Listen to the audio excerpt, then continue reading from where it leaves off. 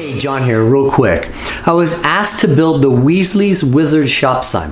When I saw this, I was intrigued. It seemed pretty neat, looked like a challenge, and so to save you time in figuring out the best material for this job, I attempted this in 3 different types of material: thin birch wood, hardboard, and 2-sided laminate MDF. And I ordered plastic online, which probably would have been the best, but for this project it had not arrived in time for the making. So my first attempt was birch. While cutting the birch, the thin wands broke twice on me. It's layered plywood, so it doesn't do well when cutting thin detail. So strike 1. The hardboard, on the other hand, cut really nice and looked great. That is until painting. Hardboard has a corrugated side that just absorbs the paint. It looked awful after painting. So strike 2. Having used laminate in the past, I know it's prone to chipping. So I did not think this would work at all. But out of the 3 I used, it cut okay if you can find a very detailed high tooth count jigsaw blade.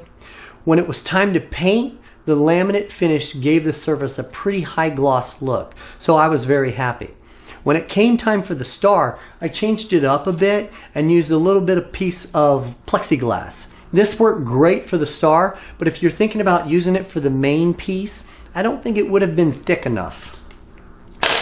Overall, I think with a thick piece of plexiglass or plastic, this would be your best bet. But that's why we're here, to learn from my mistakes. So here's the final product: laminated wood with plexiglass star. So let me show you how I made this shop sign. Let's get cutting. I started by taping 2 pieces of construction paper together. This would give me the size I needed to fit my drawing. I used a picture off the internet as a rough guide to sketch out the sign. Remember, this is my first time seeing this sign, so my sketch might be a little different than the real thing, so don't throw any stones at me. I sketched it out, then went back over my lines with a Sharpie to make it darker. Use a ruler where you can. And remember, you only need to sketch out one side. We will fold it back onto itself, so each side will be identical when we do the second trace. You can use scissors or an X-Acto knife, but I find that an X-Acto knife gives you much straighter lines. And you can also use a ruler with it. Remember, do not cut the main left line. That's going to be your folding mark. Now fold the wizard over onto the other side, and with a pencil, retrace out the perimeter of the wizard. When you are complete, you should have an exact copy of your wizard on the opposite side. So basically what you're going to do here is repeat all the steps you just did on the right side. When you are done, you should have the template needed to trace onto any material you decide to attempt this project on. At this point, the process is simple. Lay your template on the material and trace out. Then, using a jigsaw, preferably with a coping blade, cut out your silhouette. Remember, you will need to cut out 2 silhouettes for a total of 4 wizards. Once your silhouettes are cut out, we are going to cut a slot in them. This will allow us to join them together. Now this is an optical illusion, and if you don't believe me, before measuring the center point, take a guess at where you think the center is and make a mark. Now with your ruler, measure from the bottom of the V to the top V between the shoulders. Divide that measurement in half and then mark the center. Look how far off your guess was. So make sure that you use a tape measure. I promise you, if you guess, you won't get it right. Now that you have your mark, cut a slot on the table saw. On one silhouette, you will cut from the bottom V to the mark, and on the other silhouette, you will cut from the V between the shoulders down to the mark.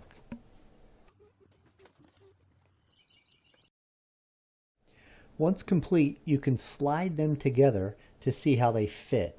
Now if your points don't match up exactly, you can pull them back apart, put them on the table saw again, and adjust until you can get the points at the bottom of the sign to match perfectly.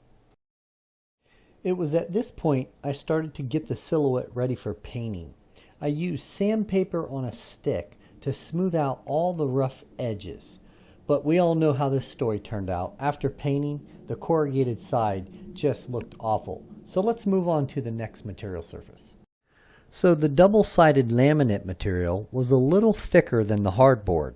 So before you cut your slots, you will need to find out the exact width of the wood. I laid my dado blades on their side until I got the perfect match. You can make 2 passes with a regular saw blade, but dado blades guarantee that the width is perfect across the seam. Yes, you've already seen this process. The only difference is, this time the blade is a little bit wider as I make my cut. Now you need to put on your first color.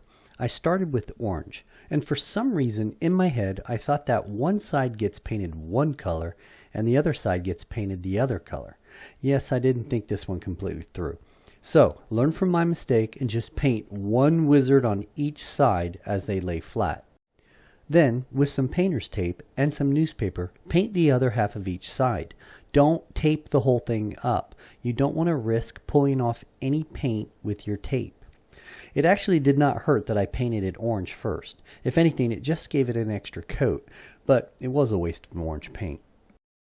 After your paint dries, you can paint on your W. Paint pens work great here as well. Yes, I cheated and cut out the W on a vinyl cutter. If you own a Cricut, this should be easy work for you. Do not apply the W to the second set of wizards until you join your wizards back together. This will ensure that your W's are perfectly aligned when you paint, draw, or apply your vinyl. So far, so good. Now we have to figure out how we are going to hang this sign. I took a little bit of black chain. You can get this at Lowe's or Home Depot. It is sold by the foot.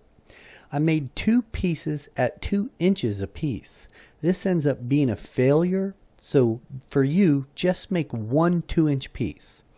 Just open the link at 2 inches. It is much easier than trying to cut them. Opening the links is not hard.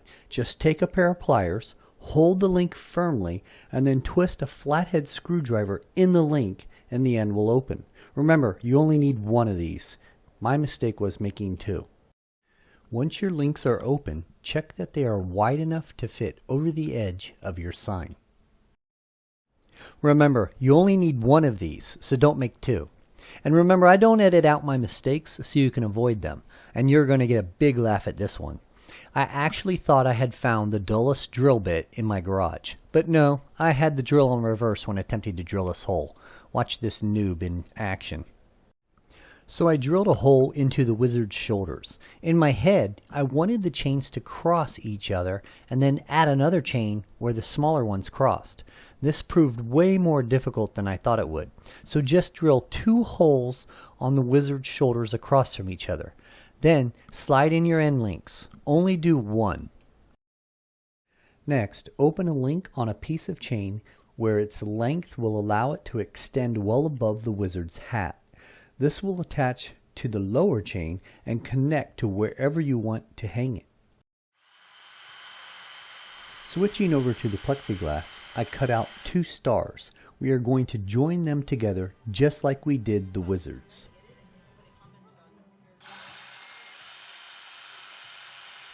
Repeat the same step in finding your center point. It's a little easier with the star. Use a Sharpie and take one of your lines from the center all the way out to the starburst point. Now these are too small to put on the table saw, so use your jigsaw or bandsaw to cut your slot. The blade on my bandsaw was really thin, so I had to make a few passes in order to get this right. Remember, you can use your fence during this cut because your starburst should be the same length on each leg. After each cut, you can move your fence slightly to stable your star as you make your cut. Looking closely at the picture, I realized that I had forgotten the wizard's eyes, so I went back and cut a few and then added to all the wizards. Next, we are going to paint the stars. First, you have to pull off all the clear plastic protection layer on the stars. This will also get rid of the Sharpie lines and expose the smooth surface underneath, and this stuff looks great when painted. I will not make the same mistake I did last time, so this time I will tape up one side early. This next step you will not have to do since you learned from my mistake and only drilled one set of holes. But since I did drill 2 sets, I had to go back, do a little sanding, and touch up the extra set of holes that I had so they weren't such an eyesore. Now we can prep for the star. I took some 60-pound test fishing string and super glue, and I placed a small bead of super glue at the base of the sign. Then I laid the fishing string in the super glue. I am sure a lot of other types of glue would work here, but I wanted something that was completely transparent once it dried. Allow yourself excess fishing string until you make the decision on how low you want your star to hang. So it started raining outside and I did not want to stop. So I put up my little spray tent and continued painting the stars. I also placed them in front of a heater. Yeah, I might be a little impatient. The last step was to attach the star to the wizard. Going back and looking at a few pictures online, it looked like the star was touching or attached to the base of the wizards. Not sure why I thought this was hanging lower, but I needed now to raise it up really close to the bottom of the wizards. I did leave a little bit of a gap, which is actually cool because the star now spins on its own. I used the same process of placing a little bit of super glue in the seam of the star and then laying the fishing line in the glue until it dried. So for fun, I made a hanging bracket for the sign, just a small piece of scrap oak. Overall, a fun project that will look good in anyone's Harry Potter's collection.